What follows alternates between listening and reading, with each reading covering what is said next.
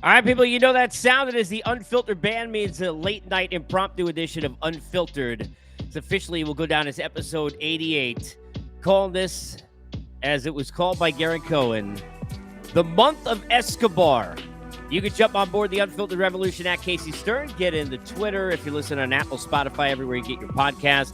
Inside my Twitter, you can get on the bio and jump into the YouTube channel, get all the interviews, all the episodes, all the guests. Recently, former Met and, of course, Jay's manager, and now Twitter and social media sensation with his own podcast, number one in Canadian podcasts and sports, John Gibbons. Had Matt Holliday recently, among others.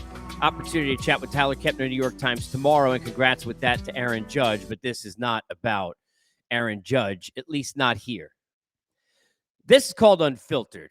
And let me be unfiltered with you. I believe that, like, since day one, and I've been doing this almost 20 years, I grew up with, I wanted to resonate with people who I knew that they were just like me. So I would listen to them and be there with them as sports talk radio guys or gals. And I'm dyed in the wool because I know you're a diehard fan. Because you're not sitting there pretending to be, look, I'm unbiased when I'm covering the game. If I'm at a game, reporting from a game, that's my job. Right now, I'm reporting from my living room. Right now, I'm reporting to wake up all the neighbors in this apartment building because Eduardo Escobar just drove in 5 runs. The Mets were sitting down 4-0 in a spot where, don't tell me that most of the people who are watching and are joining us live, and by the way, you could jump in the chat and make comments and interact along with me live here as we go, however long this is going to be. Don't tell me down 4-0, you're not sitting there thinking the following, as the Braves had just tied it up at 2. Oh, expletive. Here we go again. Mets are collapsing. Mets are metting. All those wins they didn't get against the Nationals, all those wins they didn't get in the sweep against the Cubs, the way they played against the Marlins, it would have been 2 days straight. Not coming through. Lindor pops up on the first pitch after the 2 walks. You don't get the runs, down 4-2. It's not going to happen tonight. But one of the reasons why I've been so consistent with this team, and it hasn't been some reverse psychology about the CTSD that I was talking about, this consistent, traumatic stress disorder that we have as Met fans. Because if you're a Met fan, you understand pain. If you're a Met fan, you understand a life of therapy, regardless about what the rest of your life has to do or has done to you mentally. The Mets have done mentally enough damage to you. But this team with Buck Showalter and this team with Max Scherzer and with Mark Canha and with Eduardo Escobar and the people and the character that they've brought in and the winning mentality they've had, it hasn't been the same team. It hasn't all been Hallmark cards. There have been some ups and downs. You lost 4 out of 5 down here where I am in Atlanta. You sat there and blew a 2.5-game lead that you had built and lost games to bad teams. Even Jacob deGrom, who now, by the way, pitching Friday, looked human against Oakland. But every single time that this team has been tested, they have shown us that they're not other teams. And I've said this for months, and I'll say it again. This team is better than the team in 2015. This team is better than the team in 2006. This team is better than the team was in 2000. I think the 99 team was better than the team in 2000. So you want to go back to 99, 88, 86, that's where you're at. Now, they may not win the World Series. They may not win 2 out of 3 here in this series against Atlanta. I don't know what the hell's going to happen, nor do you. But this team has deserved and earned that confidence and that stick-to-itiveness as a fan that we haven't had in years, because what the hell are we sticking to other than failure and sucking in every big spot, in every big moment, and every way that pain can come to you, because that's what being a Met fan is about. They say insanity is doing the same thing over and over again, expecting different results. That's why every Met fan is insane. But not this year. Oh, no. I don't know what's going to happen. The Braves are a great team. They won the championship last year. They, at times and stretches this year, played better than they did a year ago. I wish Strider was healthy because dude can pitch. He's fun to watch, and you want to go beat them at their best. But by the way, no slouches in Max Fried and Kyle Wright, who's a 20-game winner this year. By the way, it's not just about wins. I get it, but he's earned them. And Charlie Morton, who could do that thing in big spots as well as anybody over the last few years. But they're a younger team than they were a year ago. They're a better and a deeper team, probably. And I know Freddie not there. But this isn't the Met team of a year ago. This isn't the Met team of 5 years ago. This isn't a Met team we've seen in a long time. 06, the last time we had a team that was this good. And this team is better than that and certainly could pitch way better. Lineup not as good, but could pitch way better. Watching Edwin Diaz mow down dudes like they're in Double-A or he's playing on rookie level on PlayStation again tonight in every big spot, even Drew Smith stepping up the way that he did. How do you not be romantic about baseball? How do you not get romantic about Eduardo Escobar? This is a dude. This guy's as good a guy in the clubhouse, has been that way with every team he's ever played for. But for him to stick to it and hang in there with as bad as things looked months ago being so terrible and him feeling as bad as he did, because you could tell then in a dejected manner and tonight in an excited manner just how much he cares. That's all you want to see. That's all we're about, right? Inject that into our veins. It's why we love Bartolo Colon so much, not just because of the way he looked. He loved being a Met. We want people who love being a Met, because who would love to be a Met? Many of you grew up the way I grew up, where every member of my family except me is a damn Yankee fan. Where you're looking for, wait, where are the Mets on that page? Oh, yeah, they're over there.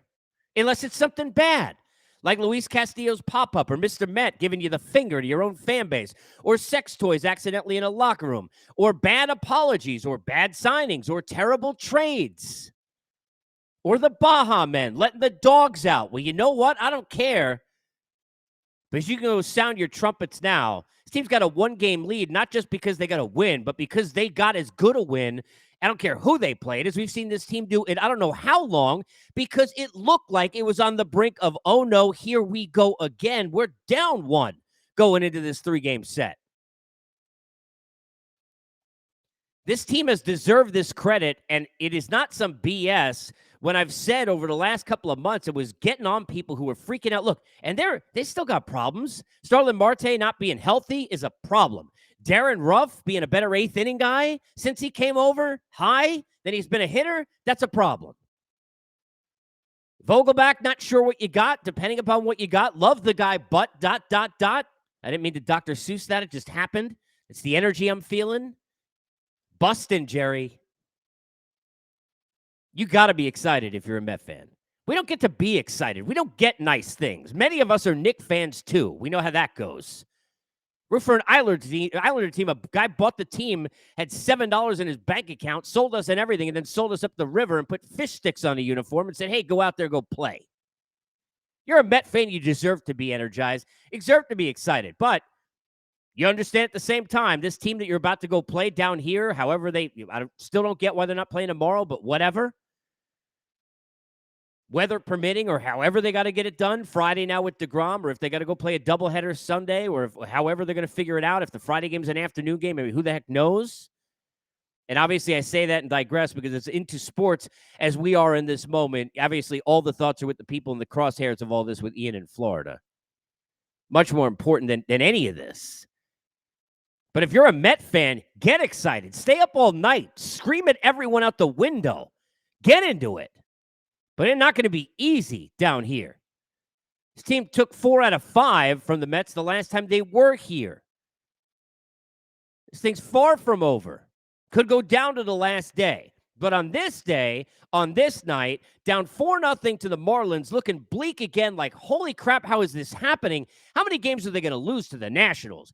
And then the Marlins, and then the Cubs, and then the A's, and now the Marlins again. I mean, are you kidding me? In the midst of all of that, they found a way. Lindor's had a ton of big hits here in the September run, even though he didn't tonight. Pete Alonso has had as much as anybody in the National League in the last few weeks, even though he struck out 4 times tonight. But tonight, it was about another night in the month of Escobar, who's now hitting over 330 this month. He's been brilliant. 23 runs batted in, second most in the National League to Pete Alonso. He's been fantastic. Is the lineup deep enough? Don't know. Do they have enough in the bullpen outside of Sugar? Outside of Ottavino, who has been great. Let's be fair. I mean, what Drew Smith did tonight, you got to be pretty excited about that. Look, Lugo was good too. Ish. Do you have enough? I don't know. Who's starting game 4? I don't know. Do you trust either? And I love Ty or Cookie, depending upon which version you're getting. I don't know. Can the other pitch in the bullpen in the playoffs? I don't know. Neither do you. But Met fans normally don't know anything except misery. People don't understand this life that we have led. People don't understand the amount of pain that you have gone through. People don't understand that most people you know are Yankee fans who have sat there and laughed at you. And if you're a Jet fan too, which thank heavens I'm not, you really, I mean, there aren't enough therapists online available for you at any moment, no matter what, even in 2022. If you're a Met fan, enjoy this. Try and ride the highs. I saw people sitting there yesterday getting on Buck for decisions, or the lineup is the problem, or the whatever. Like, seriously, honestly, cut the shit. Seriously. Control yourself. Try and stay positive when you got a team who's 98-58. They are 98-58. They got 6 games left. They only got to win 2 to win 100 games this year. Remember that. Put that in your pipe and smoke it. I don't know if they're going to win the division, but they're going to the playoffs. And if DeGrom and Scherzer, that's pretty decent. Bassett, he's been great. But don't be the fans anymore this year that when Bassett had a bad start 3-4 weeks ago, people getting on him, booing him off the field at that stadium. You people should give yourselves wedgies and code reds. Get your jorts off. Seriously, what the hell's wrong with you? Wake up. The team's not acting like the team normally acts, so how about a lot of you fans stop acting like you fans sometimes act? Be positive, get excited, get behind the team. This three-game set is everything. Whether you're a Braves fan watching or a Met fan, this is everything you asked for. This rivalry was amazing in the Wayback Machine. For those of you who are too young to remember just how great that was in the late 90s, till Kenny Rogers broke a TV of mine and my heart. This is as good as it gets. These are the nights as a baseball fan you love, that when September, you're just so in it. October already started for you. For me, this is what baseball is. Inject all this into my veins. All the Pujols chases, the Judge chases. If you're sitting there in a pennant race, whether you're a fan of the Mets and are listening or watching live, or if you're listening on Apple and Spotify, and thank you, welcome as well, or anywhere else. I mean, you got to be just energized and excited across the board. How do you not get jacked up and romantic about baseball? Everybody's sitting there and too afraid to get into it and to get into the highs, because then you're afraid of the lows. Forget the lows. Ride the wave. Get into it. That's the way you should always feel. I mean, I'm sorry. That is what it is all about. It is all about getting, if you're a baseball fan, down to this point where games matter. Where you could finally say to yourself, okay, you know what? I got a chance to do something special. Speaking of chances to do something special, football is back, and I got to let you know that BetOnline remains your number one source for all your football betting needs this season. Find the latest odds, matchup info, player news, and game trends as your continued source for all sports wagering info. BetOnline features live betting, free contests, live scores, giveaways all season long. Always the fastest, easiest way to bet your favorite sports and events: MLB, MMA, tennis, boxing, even golf. Head to betonline.ag. That's betonline.ag. Join and receive your 100% welcome bonus with your first deposit. Make sure you use the promo code BELIEVE. That's BLEAV. Promo code BELIEVE to receive your rewards. BetOnline, where the game starts. When the game starts on Friday, we have absolutely no idea. But we know this: Jacob deGrom, Max Fried. Inject that into all of our veins if you're a baseball fan. If you're a Met fan, welcome to the month of Escobar. Welcome back to first place by yourselves. And welcome to a year where, regardless of whether they win the World Series or not, you don't have to be embarrassed to be a Met fan. And thank God for that. Good night.